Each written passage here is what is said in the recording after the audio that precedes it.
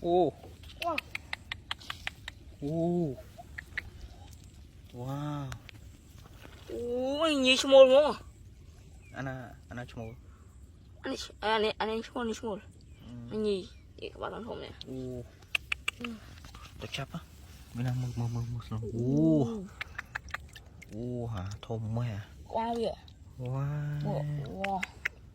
Con bạn đây mình. Thơm quá. Tôi vậy. Tôi vô anh ấy mất. Tôi vô ạ. Cái đống đặt đây. Vô mất. Wow.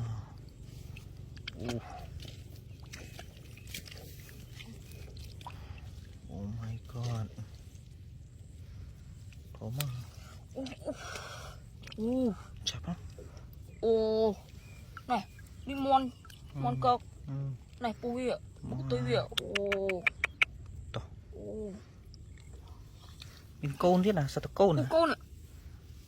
Con tao thầm ui. Oh wow. Sao côn? Từ tiếng viêm. Wow. Ô, pui. Ăn pui.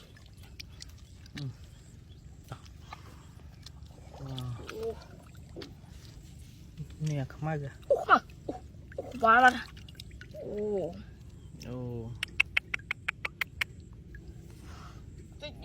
Cắt ra nè. Mai em bò đó.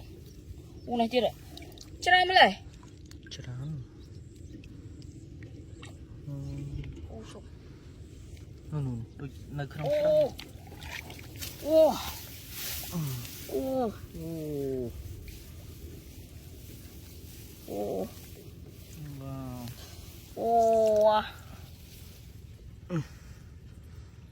Chôm tao bán ấy đừng. Ôi.